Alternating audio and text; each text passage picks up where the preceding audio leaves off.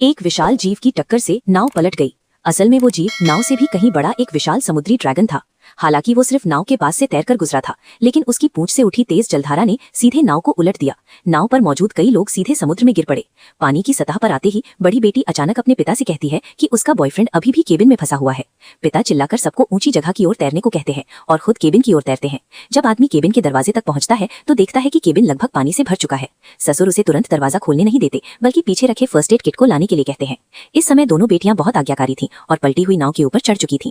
दरवाजा तुरंत इसीलिए नहीं खोला गया क्योंकि अभी दबाव बहुत ज्यादा था और पानी ने पूरे दरवाजे को ढक लिया था।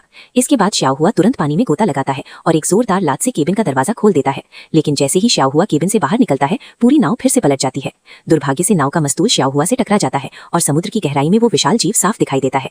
दोनों लड़कियां नाव के तल को कसकर पकड़ लेती हैं और इसी वजह से वे बाल बाल बच जाती हैं। इसके बाद वे अपने परिवार वालों को पुकारने लगती हैं। खुशकिस्मती से पिता को कोई चोट नहीं लगी। वो जल्दी से नाव के तल पर चढ़ जाता है। कुछ ही देर बाद श्याओ हुआ भी पानी की सतह पर आ जाता है, लेकिन उसकी किस्मत इतनी अच्छी नहीं थी क्योंकि विशाल समुद्री ड्रैगन उसके ठीक पीछे था। ये देखकर श्याओ हुआ पूरी ताकत से छोटी नाव की ओर तैरता है। पीछे से समुद्री ड्रैगन उसे छोड़ने के मूड में नहीं था और तेजी से उसकी ओर बढ़ता है।